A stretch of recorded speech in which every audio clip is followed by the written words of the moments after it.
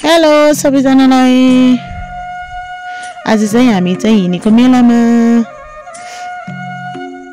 ठुलाजी चाहिँ एकदम रमाइलो गर्दै हिँड्छ कि बाटोमा। म दिदी नि खै हिँडेर लिएर नाचेर बाटोमा के भन्दै हिँड्छ। पैसा कमाउन हिँडेका सबैजना 500 रुपियाँ। त्यो कति स्पिड हिँडेछ सबैजना। अनि गएर चाहिँ हामी चाहिँ कोदो कुट्न लागिहाल्यौँ। पुग्ने बित्तिकै धम्माधम कुट्ने हो।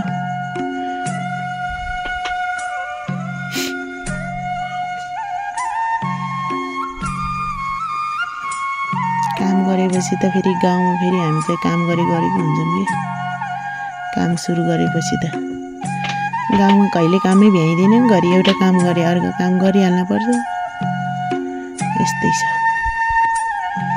गाउँले जीवन। अनि एकछिन थाकेपछि हामी फेरि बसेर फेरि कुट्नतिर फेरि लाग्यौँ। अहिले चाहिँ दाइ पनि थपिएछ। अघि चाहिँ हामी 3 जना मात्रै थियौँ भने अहिले 4 जना छौँ कि। ड्याम कुट्यौँ। अनि कुटेपछि चाहिँ दाइले चाल्यो, ठुला आजीले पनि म दिदीले बढाल्यो। फेरि हामी चाहिँ चाल्न लाग्यौँ। चाल्नुमा म दिदीले र ठुला आजीले फेरि केलाइरहेको छ। उ त दाइ र मैले यो त चालेको गऱ्यौँ। अहिले स्पिड हेर न कस्तो छ काम गर्ने जोस जागर।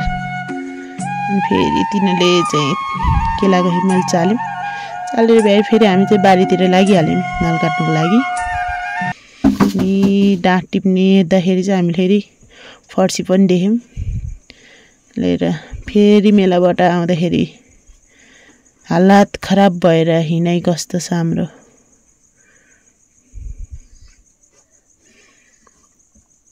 थाकेर सबैजना।